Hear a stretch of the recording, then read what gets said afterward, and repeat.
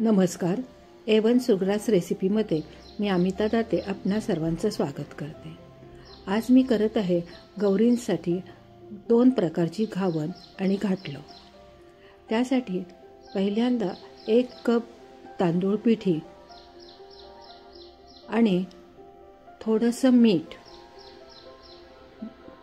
आणि 2 कप पाणी असं घेऊन घावण्यासाठी मिश्रण तयार करून ठेवते. पाणी हे हळूहळू घालत मिश्रण तयार करा, म्हणजे गुठळ्या होणार नाहीत. आता हे मिश्रण एक 10 ते 15 मिनिटं बाजूला ठेवून देऊयात आणि तोपर्यंत घाटलं तयार करून घेऊयात. त्यासाठी 1 लिटर दूध मी तापवून घेतलेलं आहे. एका कढईमध्ये 1 टीस्पून तूप घेतलेलं आहे आणि त्यामध्ये ड्रायफ्रूट्स थोडे भाजून घेत आहे. ते ड्रायफ्रूट्स भाजून घेऊन बाजूला ठेवायचे आणि त्याच कढईमध्ये आपण तांदूळ पिठी 2 चमचे तांदूळ पिठी भाजून घ्यायची आहे. ती गुलाबीसर भाजून झाली की परत उरलेलं 1 टीस्पून तूप आहे ते घालायचं आणि गॅस बंद करून एक 5 मिनिटं त्याला थंड होऊन द्यायचं. आता ही 5 मिनिटं झालेली आहेत. मी त्याच्यात नारळाचं दूध घालत आहे. दूध थोडं ढवळून घेतलं आणि मग गूळ घातलेला आहे. हे गूळ पण थोडं ढवळून घेतलेलं आहे आणि मग त्यामध्ये एक अर्धा लिटर दूध घातलेलं आहे. उरलेलं अर्धा लिटर दूध हे घाटलं घट्ट झाल्यानंतर परत घालायचं, म्हणजे आपल्याला त्याची कन्सिस्टन्सी पाहिजे तशी करता येते. आता हे घाटलं उकळून तयार झालेलं आहे. त्यामध्ये ड्रायफ्रूट्स, केशर सिरप आणि जायफळाची पूड. ही जायफळाची पूड मी थोड्याशा दुधामध्ये कालवून घेतलेली आहे, म्हणजे त्याच्याही गुठळ्या होत नाहीत.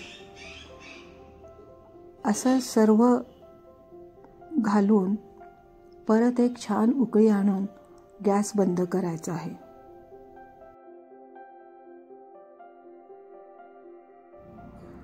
अजूनपर्यंत तुम्ही जर A1 सुग्रास रेसिपीला सबस्क्राईब केलं नसेल तर प्लीज सबस्क्राईब करा, लाईक करा आणि शेअरही करा. आता आपण घावन तयार करायला घेऊयात. घावनासाठी पहिल्यांदा थोडं तेल लावून नंतर परत एका टिश्यू पेपरने तवा पुसून घ्यायचा आणि परत तेल लावायचं. असं ग्रीसिंग करून घेतलेल्या तव्यावरती घावन खूप छान होतं. हळूहळू असं हे घावन घालत जायचं. हा तवा खूप मोठा आहे, पण तेवढं मोठं घावन करण्याचा प्रयत्न मी करत आहे.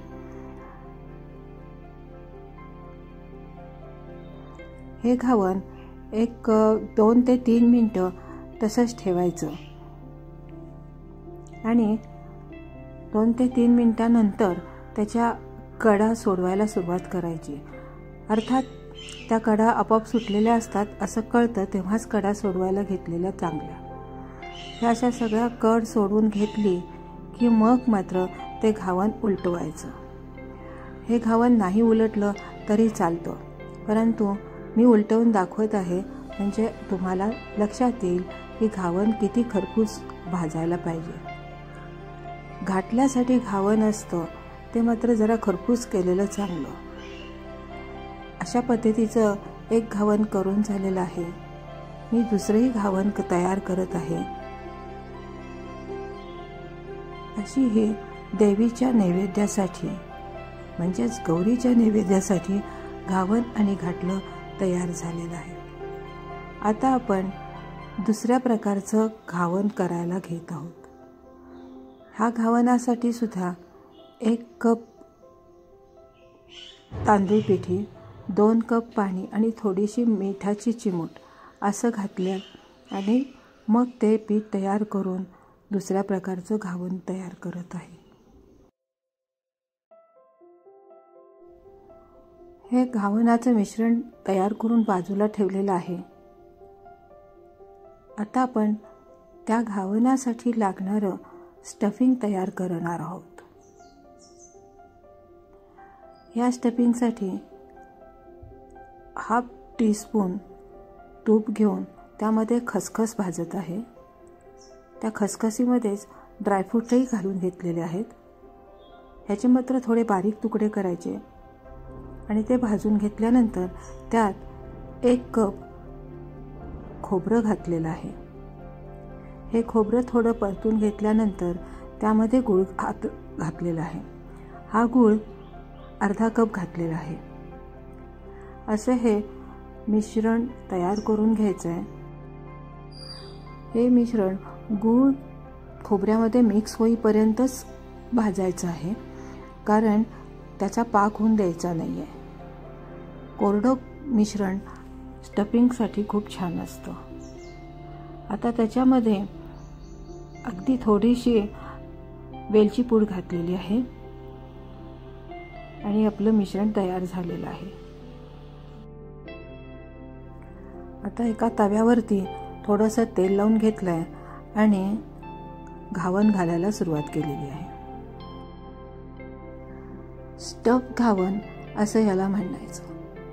हे घावन करायला सोपं आहे, परंतु त्याची ट्रिक आहे.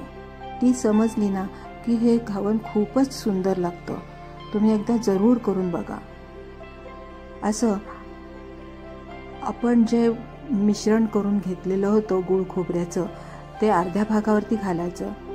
त्याच्यावरती उरलेला अर्धा भाग असा दुमडून घ्यायचा. नंतर दुसरी जी उरलेली बाजू असते तव्याची, त्याच्यावरती परत घावन घालायचं. ते असं अर्धं घावन घालून घ्यायचं. ही ट्रिक समजली ना की हे घावन करणं खूप सोपं आहे. त्या अर्ध्या घावनावरती परत थोडं स्टफिंग घालायचं आणि उरलेला जो पलीकडचा भाग आहे तो त्यावरती दुमडून घ्यायचा.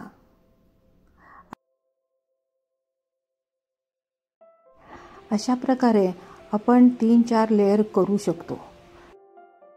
मी इथं हे लेयर्स 3 देणार आहे. जास्त लेयरनी घावन उचलायला खूप जड होतं आणि एखाद्या तुटण्याची शक्यता असते. आपल्या पारंपरिक पद्धती ज्या आहेत त्या अतिशय सुंदर आणि सुबक पद्धतीने तयार केलेले आहेत. हे या घावनावरून अगदी समजतं. बघा किती सुंदर झालेलं आहे हे घावन. अशा प्रकारे स्टफ घावन 2 करून घेणार आहे मी. तोपर्यंत तुम्ही अजून सबस्क्राईब केलं नसेल तर प्लीज सबस्क्राईब करा, लाईक करा आणि शेअरही करा.